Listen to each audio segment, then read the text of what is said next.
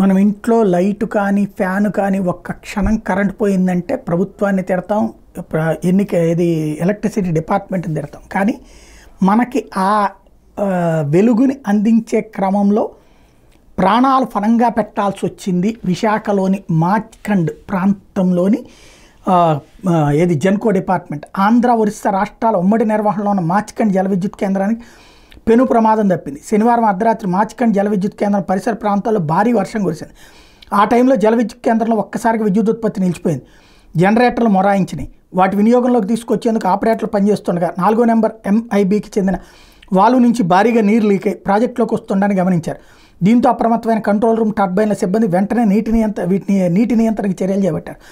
Valve house నుంచి 4వ number జనరేటర్కి వచ్చే నీటిని నిలిపేయడంతో ప్రాజెక్టులోకి వచ్చే వరద నీటిని నియంత్రించగలిగారు. 3 గంటల పాటు ప్రాజెక్టు ఇంజనీర్లు సిబ్బంది శ్రమించారు. అప్పటికే 4వ జనరేటర్ AIB వాల్వ్ ఉన్న చోట నీరు నిండిపోవడంతో దాన్ని కూడా తొలగించారు. లేకుంటే విద్యుత్ కేంద్రం మునిగిపోయేది. ఈ ఘటనతో 4వ నెంబర్ జనరేటర్ నుంచి విద్యుత్ ఉత్పత్తి నిలిచిపోయింది. శనివారం వరకు ప్రతి గంటకి 4 మెగావాట్ల విద్యుత్ ఉత్పత్తి జరుగుతూ ఉండేది. ప్రస్తుతం 6వ నెంబర్ జనరేటర్ సాయంతో 22 మెగావాట్ల ఉత్పత్తి మాత్రమే జరుగుతుంది. 4వ నెంబర్ జనరేటర్ వినియోగంలోకి తీసుకొచ్చేందుకు ప్రయత్నిస్తున్నారు.